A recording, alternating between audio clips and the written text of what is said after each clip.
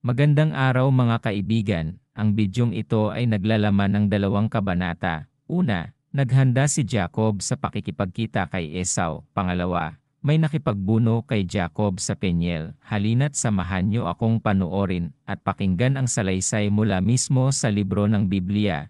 Umpisahan na natin.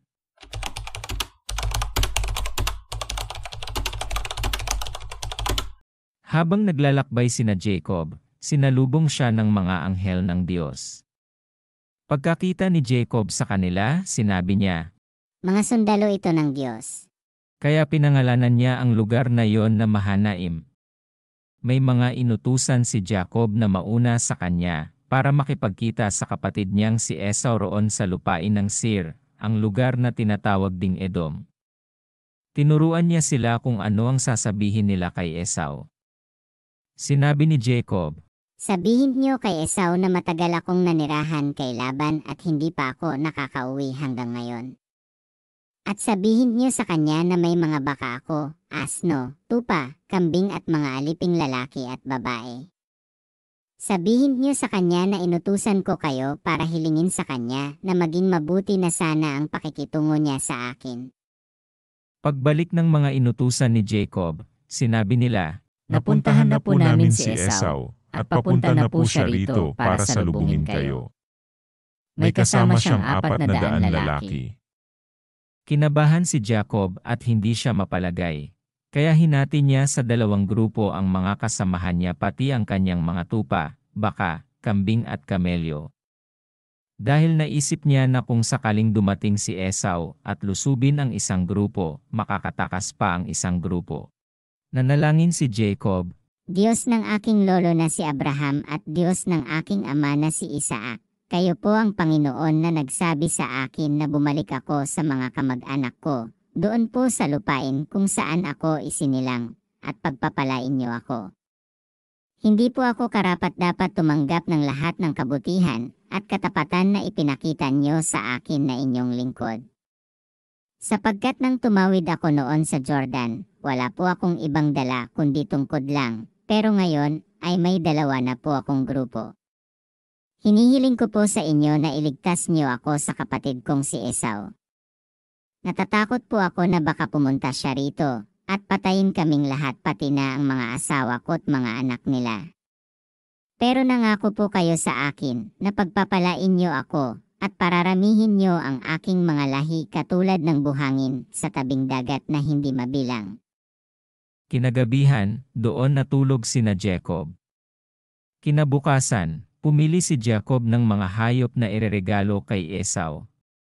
14,200 babaeng kambing at 20 lalaking kambing, 200 babaeng tupa at 20 lalaking tupa, 1,530 inahing kamelyo kasama pa ang kanilang mga bisiro, 40 babaeng baka, at 10 toro, 20 babaeng asno at 10 lalaking asno. Ginawang dalawang grupo ni Jacob ang mga hayop, at ang bawat grupo ay may aliping nagbabantay.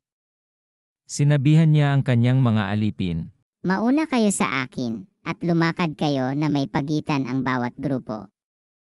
Sinabihan niya ang mga aliping nagbabantay sa naunang grupo, Kung makasalubong niyo si Esau at magtanong siya kung kanino kayong alipin at kung saan kayo pupunta, at kung kanino ang mga hayop na dala ninyo, sagutin niyo siya na akin ang mga hayop na ito at regalo ko ito sa kanya. Sabihin din niyo sa kanya na nakasunod ako sa inyo. Ganoon din ang sinabi niya sa ikalawa, sa ikatlo at sa lahat ng aliping kasabay ng mga hayop. At pinaalalahanan niya ang mga ito na huwag kalimutang sabihin kay Esau na nakasunod siya sa hulihan. Sapagkat sinabi ni Jacob sa kanyang sarili, Aalukin ko si Esau ng mga regalong ito na pinauna ko. At kung magkikita kami, baka sakaling patawarin niya ako. Kaya pinauna niya ang mga regalo niya, pero nagpaiwan siya noong gabing iyon doon sa tinutuluyan nila. Nang gabing iyon, bumangon si Jacob at isinama ang dalawa niyang asawa, ang 2 alipin niyang babae, at ang 11 anak niya, at pinatawid sila sa ilog ng Jabok. Ipinatawid din ni Jacob ang lahat ng ari-arian niya. Nang nag-isa na siya, may dumating na isang lalaki at nakipagbuno sa kanya.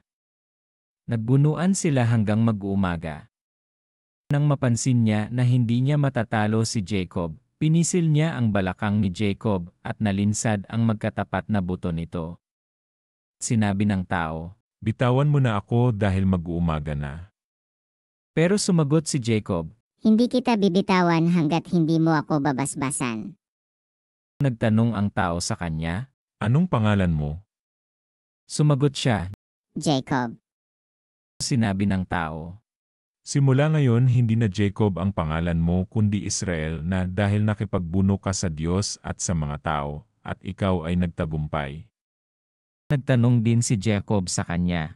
Sabihin mo rin sa akin ang pangalan mo. Pero sumagot ang tao. Huwag mo nang itanong ang pangalan ko.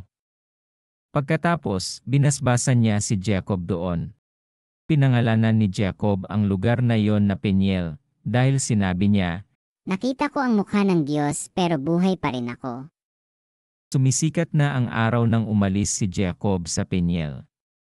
Pipilay-pilay siya dahil nalinsad ang buto niya sa balakang.